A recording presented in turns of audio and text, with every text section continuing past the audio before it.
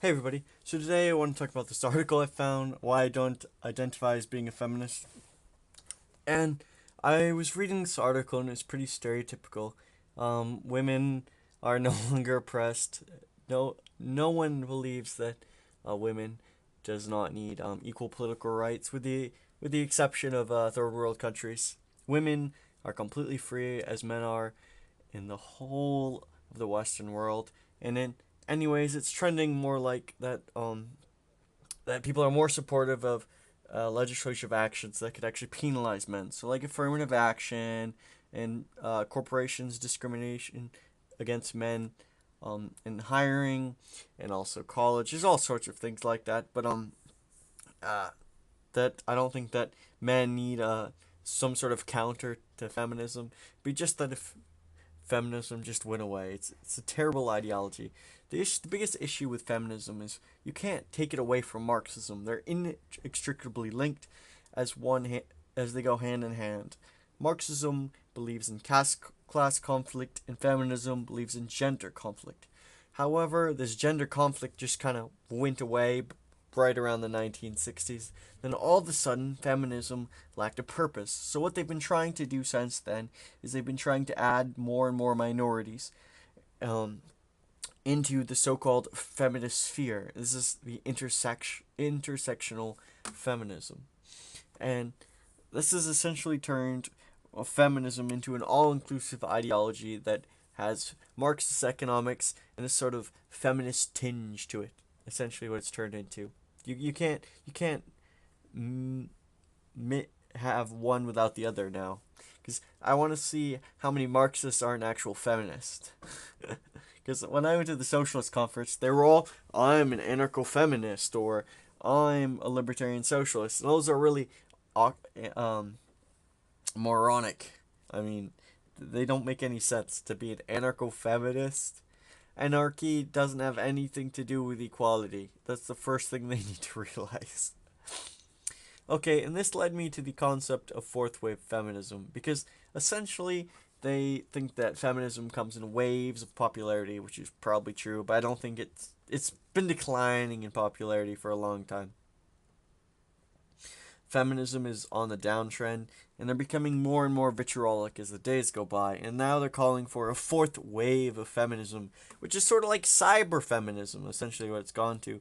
They want equality for women online, essentially Gamergate-esque as it seems. And they see this as the future of feminism, and essentially this is the take back women's leadership of society. Essentially, I think they want to enforce a matriarchy.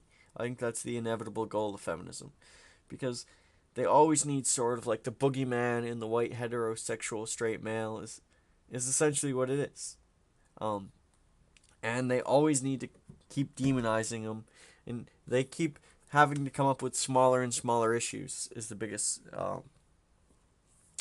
thing. Like, oh, women are not representative in this field or this field, and simply women make different choices than men. That is the fundamental difference. This is why they are simply denying the biological truth that women are different than men. And everybody sees this in our day-to-day lives.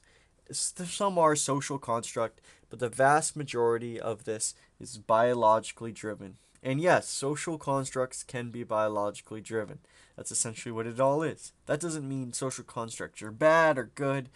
They just are. And that doesn't mean they don't oppress women. There's very few social constructs today that I think oppress women, and I think one of them is feminism. Feminism is inherently anti-woman because they deny that women are different.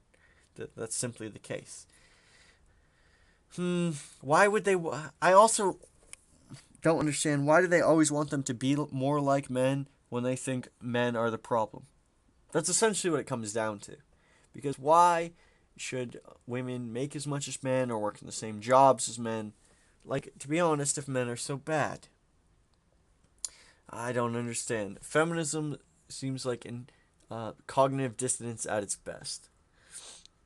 So, third wave feminism, they said, was all about, including the queers, so the LGBTQIA, silent F, whatever, 140 character long thing.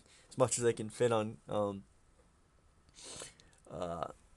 the Twitter handle. So also they come up with the new acronyms like WOC, Women of Color, and TERF, Trans-exclusionary Radical Feminist. What in the world is that? A trans-exclusionary radical feminist. That is one of the stupidest things I've ever heard of. I feel like that this is the end of the world with feminism. There's no way that they can get worse than fourth wave feminism. Even though this is not really a thing, they haven't really changed much in the past 15 years. That would be, I don't understand. What? Please, someone in the comments, please explain to me why trans-exclusionary radical feminists are needed when they're like 0.01% of the population is trans, and they're really insignificant to say the least, and I believe that they're all have severe mental disorders. And why do we need an advocacy group for them called Trans-exclusionary Radical Feminists, guys? This is just frightening. I don't know what to do. Like, reading this article is stupid. And this is also on a major website. This is the Political Studies Association. For all you guys who don't know out there, I'm a political science major, and we use this. So I have no idea. This is just crazy. Can I just say feminism is very toxic? I think it paints a bad image of women and a bad image of men, and it's not realistic. It's simply not the truth. Women are not oppressed. Thank you guys. If you guys could please comment about the trans exclusive radical feminist for me, I would like to understand what that is. If you guys have any clue. Thank you guys for listening today. Please like, comment, and subscribe. If you want more, it really helps me have some more views to get me up in the morning and, make a new video. Thank you guys.